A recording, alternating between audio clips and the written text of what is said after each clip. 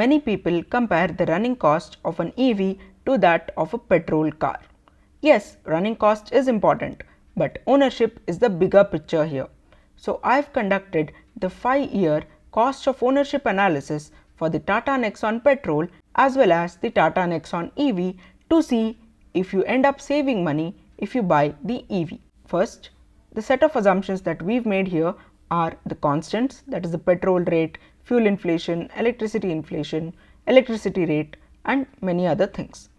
The second set of assumptions that we have made here is that I have taken the RTO charges for Karnataka because I live in Bengaluru. So adding all that up, the on-road price finally comes to 16.8 lakhs for the Tata Nexon Petrol, whereas for the EV you end up paying 1.5 lakhs more upfront.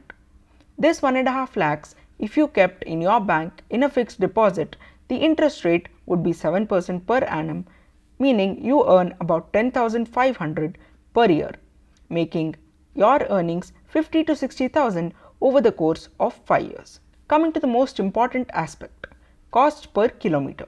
It takes 9 rupees to run a petrol car for 1 kilometer. Here's the surprise.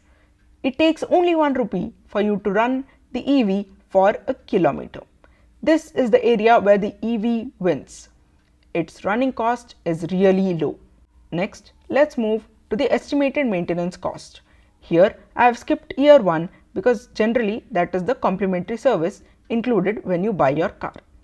Now taking into consideration years 2 to 5, in the end you end up saving around 18,000 again with the EV for service cost because there are lesser moving parts in an EV.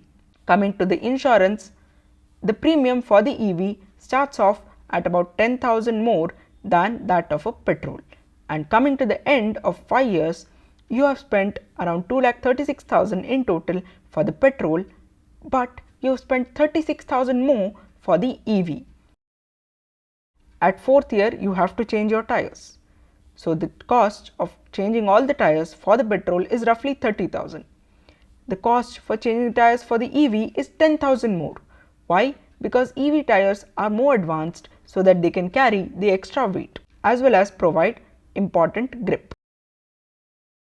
So I've made a 5-year cash flow table for you so that you will understand how much money you end up saving overall. Coming to year 0, this is basically the on-road price. Year 1, this is just the on-road price plus the cost of fuel because the first year insurance is already included in the on-road price. For year 2, I have incremented the running cost by 5% owing to the increment of the petrol costs. Then I have added the insurance as well as the maintenance cost. Year 2 is the important year because this is where you cross the threshold and you actually start saving money with the EV. Coming to the end of 5 years, you decide to sell your car. Now, the resale value after 5 years for petrol is about 50% of the on-road price, whereas for an EV it is 40% because fewer people would want to buy a second-hand battery.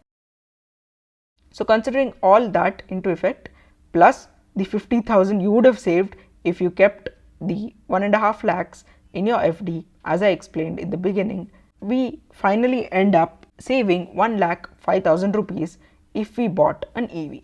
Now here's a vital assumption that I have made in the beginning, that is your monthly running is 1000 kilometers. If you are a person who doesn't take out your car often, then you might never cross the break-even distance, that is the minimum distance for you to start saving money on the EV. If you are not crossing the break-even distance, then well, you are at a loss. Let me explain. Say you run 500 kilometers per year. Now looking at the cash flow table, you suddenly end up paying 1.5 lakhs more for the EV. Why? Because you are running it less. So the EV is only a practical car for people who move around a lot. So you can check out this Excel sheet using the link in the description below, and you can play around with the monthly running factor. You can input whatever value you like and all the numbers in the sheet will change accordingly. Thank you.